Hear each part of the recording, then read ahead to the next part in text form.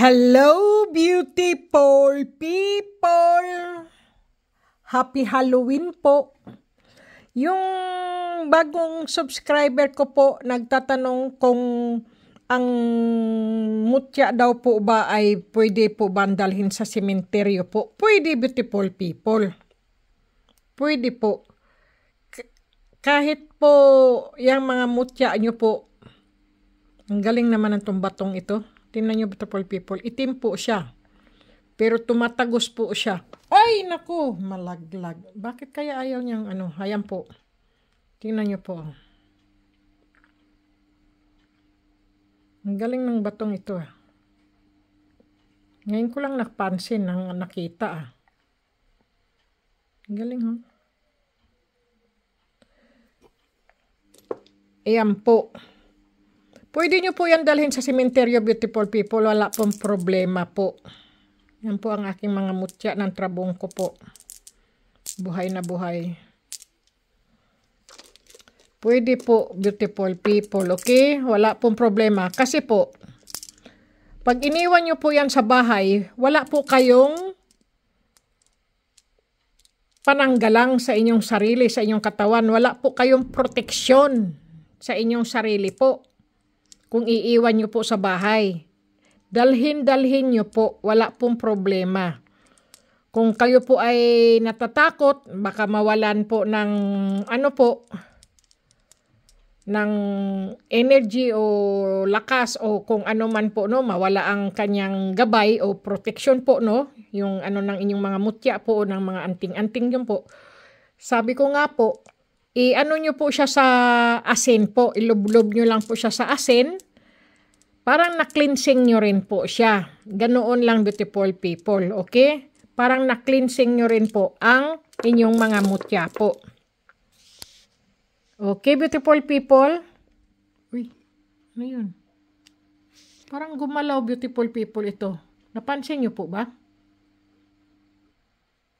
Ibalat ng ahas lang po yan, pero gumalaw po siya. Bakit po ganun? Napansin nyo po ba?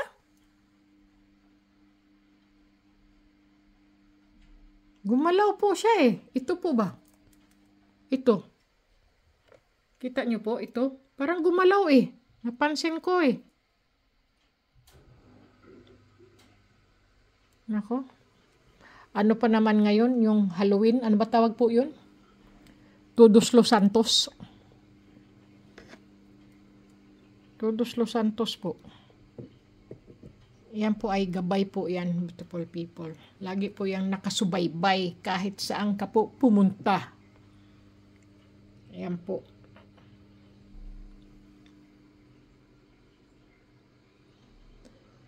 Okay, beautiful people. Huwag nyo pong ano ba tawag doon, beautiful people? Yung po bang wag po kayo mag-alala. Ang inyong mga gabay, ang inyong mga protection po, ang inyong mga anting-anting o agimat po sa mga baguhan ko pong subscriber o mga pampaswerte po, okay lang po yan, dalhin nyo po. Kasi po, wag nyo pong iwan sa bahay dahil pupunta lang po kayo sa sementeryo o kung may lamay, may patay po, pwede nyo pa rin po yan dalhin. Kasi wag nyo pong iiwan at wag nyo pong ialis sa inyong katawan. Yan po yan ay inyong proteksyon at pampaswerte nyo po at gabay nyo po yan. Huwag nyo pong aalisin. Kung kayo po ay natatakot na mawala ang swerte o ang gabay na aalis o manghihina o ano po, ay i-anulo nyo lang po siya sa asin, beautiful people, okay? Ibabad nyo lang po siya sa asin. Kahit halimbawa ito yung asin, ilagay nyo lang po siyang ganyan. Tabunan nyo lang po siya ng asin kung marami kayong asin. Ganoon po. At o kaya yung tubig na may asin, ganyan lang din po. Ano nyo rin po siya. Na i-cleansing nyo rin po. Pero wag nyo pong lagyan ng suka ang asin. Tapos ilagay nyo po ang inyong mga mutya. Masisira po ang kilatis ng inyong mga mutya. Kumbaga po, mawala po yung kanyang kinang o yung kanyang ganda, yung kanyang aura, Dahil po para po siyang nasunog ng inyong suka o ng inyong lemon po. Kasi po, di ba po, karamihan po natin noon, tinutubog natin sa suka o sa lemon po. Kaya lang po, nasisira po sila, beautiful people. Totoo po yun. Kasi po, ito po, mutya po siya ng gabi, beautiful people. Nagkaganito po siya kasi po, nasubrahan ko po. Nasubrahan ko po siyang ibabad sa suka na may asin, beautiful people. Hayan po ang nangyari. Dapat po, ganito po sana yan siya. Ganyan po. Ngayon po, nagkaganito na po siya. Para po siyang nilagang gabi na po. Alam niyo po yung pag nilalaga ang gabi, beautiful people, naggaganyan na yung gabi. Ganyan-ganyan din po siya. Yan po ay mga mutya ng gabi ko po yan, beautiful people. Ayan po. Yan po ang mga mutya ng gabi ko. Ay, ano nangyari sa aking mutya ng gabi? Ganyan po yan siya, beautiful people. Tapos, dahil po, binabad ko po siya sa sa suka at saka sa may asin po. Nagkaganito na po siya. Pero pag nabasa po yan, beautiful people, pag nabasa po siya, no? Tingnan mo, sandali, saan ba yung tubig ko? Ito yung tubig ko. Hayan po, makinang na naman po siya. Ganyan, pagka natuyo na naman po siya, ay parang na naman po siya, yung parang gabi na naluto po ba? Na nilaga. Ayan po, tinan mo, unti-unti na naman po siyang pumuputi. Pag nababasa po siya, makinang pa rin po siya. Ganyan po ang aking mutya ng gabi, beautiful people. Ayan o. Kaya huwag niyo pong ibababad ang inyong mga mutya, beautiful people, sa suka o sa lemon po. Kasi po, po yan, masisira ang kanilang mga beauty. Grabe hapodoy! O yung kanilang kinang, yung kanilang aura po. Tingnan mo, beautiful people, di ba? Ayan, kakaiba siya. Na naman po siya, Pero pag nabasa po siya uli, ay naman po siya. Nagaganito naman po ulit siya. Pero ito po ay talagang ganyan na po yan.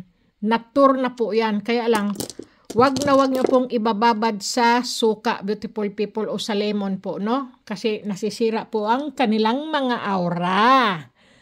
Nagkaintindihan po ba tayo, beautiful people? Yan lang po. Wag nyo pong ibabad sa suka o sa lemon po.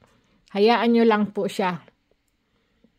Pero kung kayo naman po ay magbababad ng tubig po nito, halimbawa itong mutya ng tubig o mutya ng gabi o trabong ko po, ibabad nyo lang po siya sa tubig at ang tubig nyo po ay iinumin nyo po.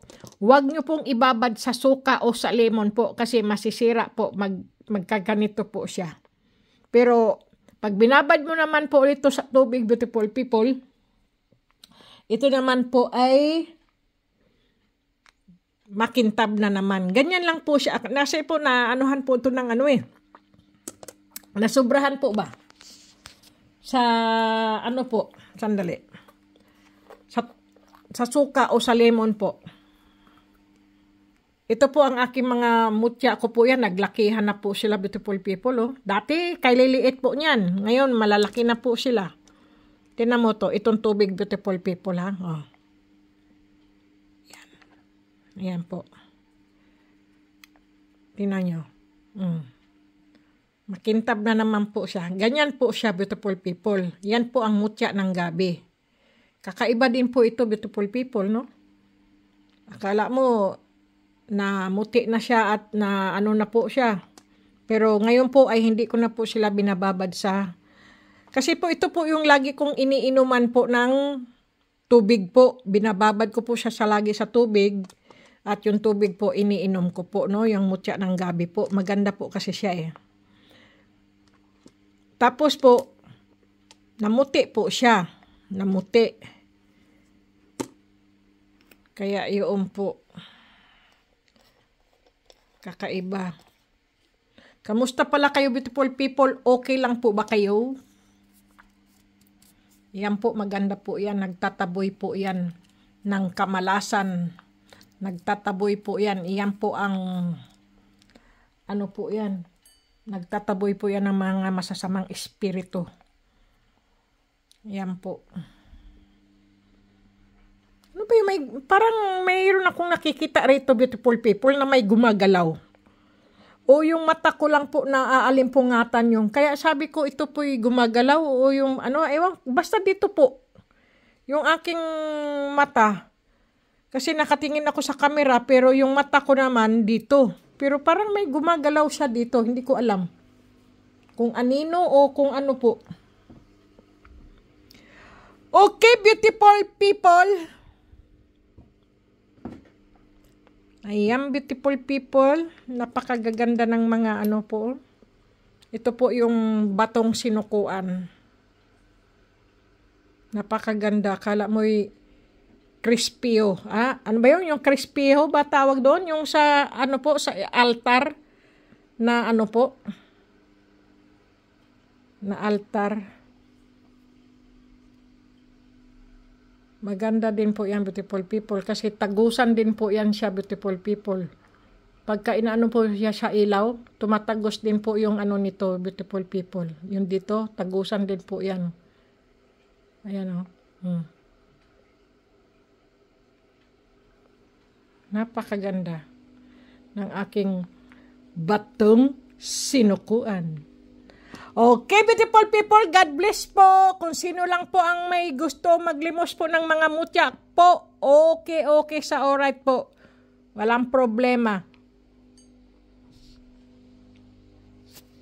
God bless, beautiful people. Kumain ng wasto, matulog ng husto, at siyempre po lagi po maghugas ng kamay. At siyempre po lagi po tayong magdasal sa Panginoon Diyos po. Dahil yan lang po ang magbibigay sa atin ng gabay at proteksyon sa ating buhay. At siya rin po ang ating hinihingian ng ating mga problema. Lahat po ng problema, you beautiful people, sabihin nyo lang po sa Panginoon Diyos po. Ng taimtim. Siya lang po ang makikinig sa inyo. At bibigyan kayo ng inyong mga hinihiling. Okay? God bless, beautiful people. Ingat po.